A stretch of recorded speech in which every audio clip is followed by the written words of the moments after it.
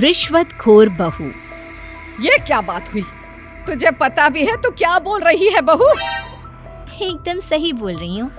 अगर आपको मुझसे अपनी इन ऐंठन भरे घुटनों की मालिश करानी है तो मुझे वो देना पड़ेगा जो मैं मांग रही हूँ। एक हाथ दो और दूसरे हाथ लो, सिंपल। बहू हूँ, इसका मतलब ये नहीं कि नौकरानियों की तरह काम करूँ। ये है अमृता और उसकी सास रेखा। अमृता एक नई नवेली बहू है जिसकी शादी कुछ दिनों पहले ही रेखा के बेटे माधव के साथ हुई है। वैसे तो अमृता दिल की बहुत अच्छी है, लेकिन वो कहते हैं ना कि खून का रंग तो दिखता ही है।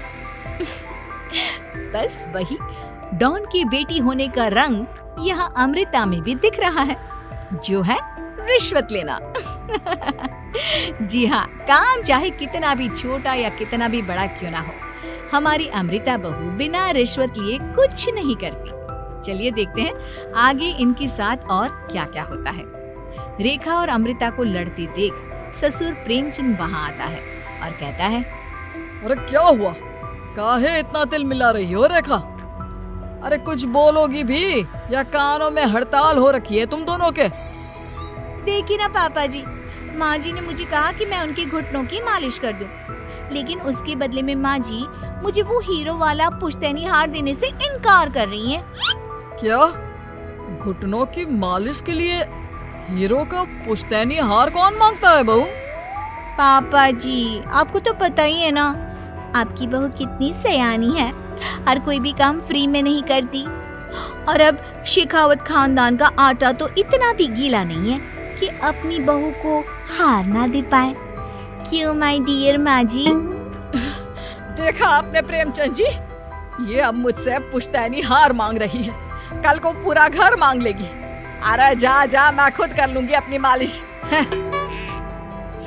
ठीक है, मुझे क्या। एंजॉय योर मालिश टाइम माँ जी। रात में जब पति महादेव दफ्तर से लौटकर घर आते हैं तभी कमरे में, अमू सुनो ना, मेरा वो लाल रंग का जो शर्ट है ना वो धो दो ना प्लीज। एक्चुअली कल मेरी एक इम्पोर्टेंट इंटरनेशनल क्लाइंट के साथ मीटिंग है, बहुत बड़ी डील का ऑफर है, इसलिए मैं अपनी उस लकी शर्ट को पहनकर जाना चाहता हूँ। अभी धो दो, रात भर में तो सूखी जाएगी, फिर कल अच्छे से कड़क वाली इस्त्री कर देना अपने शुभ शुभ हाथों से। जी नहीं, मैं ये सब ऐसे ही नहीं करने वाली। अगर काम करवाना है तो मेरी एक शर्त है। अरे यार, तुम और तुम्हारी शर्तें, बोलो क्या है? आपको मुझे 10 मनीष मल्होत्रा डिजाइनर की साड़ियाँ दिलानी होगी। 2 हफ्तों में मेरी स्वीट हार्ट फ्रेंड बिल्लो रानी की शादी है। मैं वहाँ डिजाइनर साड़ी पहनकर जाऊंगी और सब कुछ चला दूंगी। माधव अपनी बीवी की बात सुनकर हैरान परेशान अपने सर पर हाथ रखकर बैठ जाता है। अरे तुम बीवी हो या आफत? तुम्हारे दिमाग में जंग लग गया है क्या? देखो इतने सारे पैसे नहीं है मेरे पास। तुम्हारी याददाश्त तो जगह पर है ना माधव, भूल गए? मैं एक डॉन की बेटी हूँ। अगर तुमने मेरे कहे मुताबिक काम नहीं किया तो तुम्हारे लाल शर्ट को दूर ही रखो, मेरे पापा तुम्हें ही लाल कर डालेंगे। ठीक है, चलो अब ज्यादा मत डराओ, तुम्हें जो चाहेगा मिल जाएगा। अब ये डर और रिश्वत का सिलसिला यूं ही चलता रहता है और इसी तरह समय बीतता रहता है। एक सुबह सब नाश्ते के टेबल पर बैठे थे, जहां अमृता सबके सामने एक व्हाइट बोर्ड लाती है जिस पर दिन भर के सारे कामों के रेट लिखे हुए थे। अब ये क्या है? टीचर नहीं बनने का इरादा है क्या तेरा? अगर हाँ तो अफसोस, बेचारे बच्चे, उनका भविष्य तो अंधेरे में है। आप लोग बेकार की बातें बंद कीजिए और आंखें खोलकर ठीक से पढ़िए क्या लिखा है। ये आज के सारे कामों के रेट्स हैं। आलू पराठे, चाय, दाल, रोटी, चावल, सब्जी, हलवा, मिठाई, रसोई की सफाई, वॉशिंग मशीन में कपड़े धोना, ओखल में मसाले कूटना और माँ जी और पापा जी की अलमारी की सफाई करना। इन सब कामों की कुल मिला के जो रकम बनती है वो है ये 10,000 रुपए और माँ जी की लेटेस्ट लाए हुए सोने के झुमके भी। अमृता, तुम इंसान हो या हैवान? जरा तो दया करो हम पर। हे राम जी, उठा लो, अब ना देखा जाता ये सब। सच में पता नहीं कौन सा दिन था वो जब ये हमारे घर आई। महादेव, तेरे प्यार ने तो हमारा जीना दुश्वार कर दिया बेटा। दुनिया में बहुत रिश्वतखोर लोग देखे, लेकिन ऐसी रिश्वतखोर बहू पहली बार देख रहा हूँ जो अपने ही परिवार को लूटने में लगी है। बहू, तुझे पता है ना कि ऐसे रिश्वत मांगना गुनाह है। पापा जी, मैं कोई गुनाह नहीं कर रही हूँ। रिश्वत लेना बाहर की दुनिया में गुनाह है। मैं तो बस अपना हक मांगती हूँ। मेरी रिश्वत रिश्वत नहीं, मेरा शगुन है, नेक है। और वैसे भी मैं एक बहू हूँ, इसका मतलब ये नहीं कि मैं सब काम पूरी जिंदगी फ्री में करूँ, आपके चरणों को धोते बैठूं और 24 घंटे आपकी नॉन स्टॉप सेवा करती बैठूं। चलिए छोड़िए, नाश्ता और खाना चाहिए तो बोल दो जल्दी से, वरना मैं चली थिएटर। आज मेरे फेवरेट सलमान की पिक्चर रिलीज हुई है। इतना कहकर अमृता वहां से चली जाती है। इस बेवकूफ का जल्दी कुछ करना पड़ेगा। कुछ दिनों बाद घर में पूजा रखी थी और पूजा में 11 पंडितों का खाना बनाने के लिए कहा जाता है, वो भी नई बहू के हाथों से। देखो अमृता बहू, आज घर में पूजा है, 11 पंडितों को खाना खिलाना है। 56 भोग बना पाओगी? उन्होंने कहा है कि नई बहू के हाथों का खाना ही होना चाहिए, नहीं तो मैं रेखा को ही बोल देता हूँ। ओ कम ऑन पापा जी, खाना तो मैंने फ्री फंड में अपने घर में भी कभी ना बनाया, तो अब आपको क्या लगा कि पूजा का नाम लेकर आप मुझे अपनी झांसी में फंसा लोगे? अरे कल मुही, बस अब बस, पहले सुन भी ले क्या कह रहे हैं हम। तुम्हें जितने पैसे चाहिए, जितने तोहफे चाहिए, सब ले लेना, बस पूजा पाठ में कोई बाधा नहीं आनी चाहिए। ओहो, ये हुई ना समझदारी वाली बात। ठीक है, अब आप लोग निश्चिंत रहिए, मैं ऐसा खाना बनाऊंगी कि उन 11 पंडितों की 11 पुश्तें भी मेरे खाने के स्वाद को याद रखेंगी। अमृता पंडितों के लिए खाना पकाती है और पूजा संपन्न होने के बाद उन्हें केले के पत्तों पर खाना परोसती भी है, जिस पर खाने का पहला निवाला खाते ही वो क्या भोजन है। हम इतनी जगहों पर जाते हैं, लेकिन इतना अच्छा स्वाद तो काफी मुश्किल से चखने मिलता है। रेखा जी, प्रेमचंद भाई साहब, आप लोग सच में भाग्यवान हो कि आपको इतनी सर्वगुण संपन्न बहू मिली है, जिसके हाथों में साक्षात माँ अन्नपूर्णा विराजती है। सर्वगुण संपन्न, सबको संपन्न कर देगी यह खूंखार औरत। कुंडली मार कर बैठ गई है मेरे बेचारे बेटे के जीवन में। एक मिनट, अरे ये बात मेरे इस बूढ़े दिमाग में पहले कैसे नहीं आई? इस अमृता की बच्ची को मैं अपने घर से बाहर कैसे निकालूं? इसका उपाय तो पंडित जी के पास जरूर रहेगा। रेखा अगले दिन पंडित जी के पास जाकर उन्हें अमृता के बारे में सब कुछ बता देती है, जिसे सुन पंडित जी भी परेशान हो जाते हैं। अरे, ऐसी बहू तो 7 जन्मों में भी किसी को नसीब ना हो भगवान। देखिए रेखा जी, आपकी रिश्वतखोर बहू और आपके बेटे की कुंडलियों को जोड़कर देखा है मैंने, लेकिन इसमें तो यही बता रहे हैं कि ये आपके जीवन से कभी नहीं जाने वाली। इसलिए उससे सुधारने के लिए जल्दी आप लोगों को ही कुछ करना होगा, नहीं तो एक दिन वो आप लोगों को कंगाल करके ही दम लेगी। नहीं, ऐसा हरगिज नहीं होगा।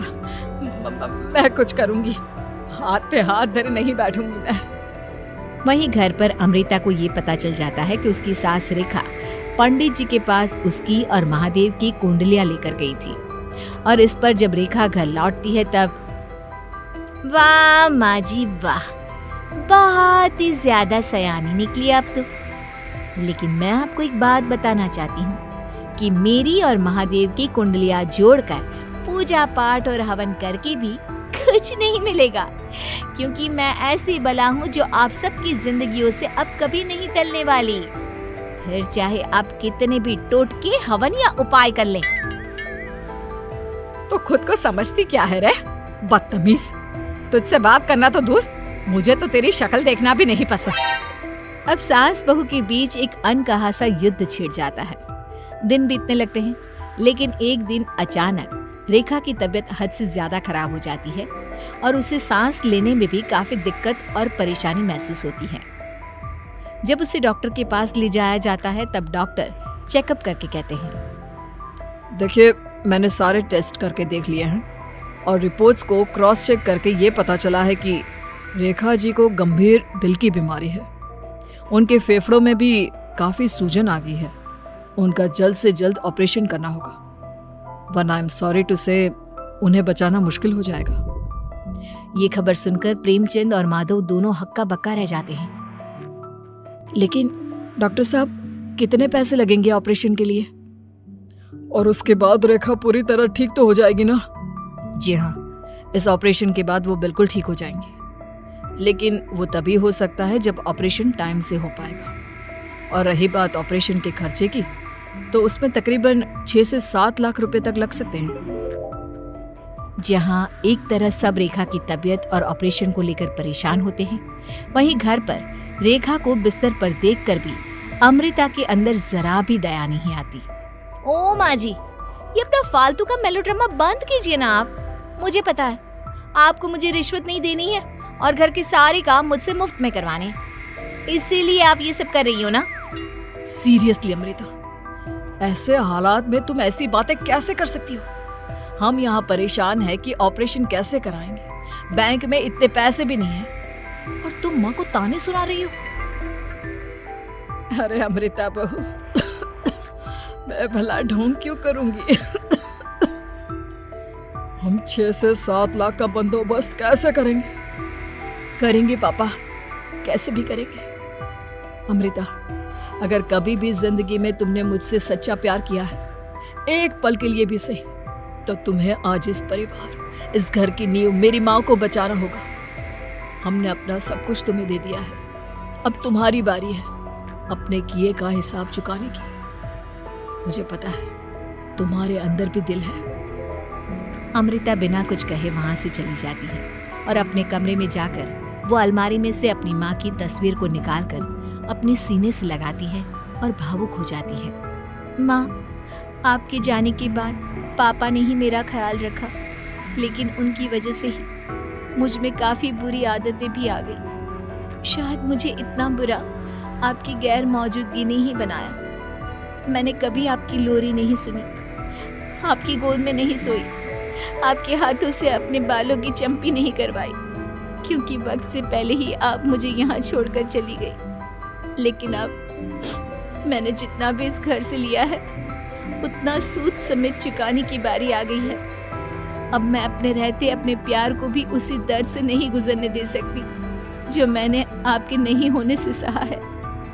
अमृता तुरंत ही अपने सारे पैसे और गहने माधव को लौटा देती है और रेखा का ऑपरेशन किया जाता है। रेखा ठीक हो जाती है और जब घर आती है तब अमृता दरवाजे पर आरती की थाली लिए खड़ी होती है। वेलकम होम माँ जी, आई मिस्ड यू। पता है कितने दिनों से किसी के भी साथ लड़ाई नहीं की थी मैंने, और ना ही किसी से रिश्वत मिली मुझे। क्या? हमें तो लगा था कि तेरी अकल ठिकाने आ गई है, लेकिन तू तो अभी भी जैसी की तैसी ही है। माँ जी, पूरी बात तो सुनिए। हाँ, ये सच है कि मैं रिश्वत लिए बिना नहीं रह सकती लेकिन अब ना मेरी रिश्वत बदल गई है। अब मुझे हर काम के बदले छप्पी, अपनापन, प्यार और अपनी इस माँ का दुलार चाहिए। ये सब तो हम तुझे भर भर के दे सकते हैं बेटा। पूरा घर एक साथ अमृता को जोर की छप्पी देता है और सब हंसते मुस्कुराते घर के अंदर चले जाते हैं।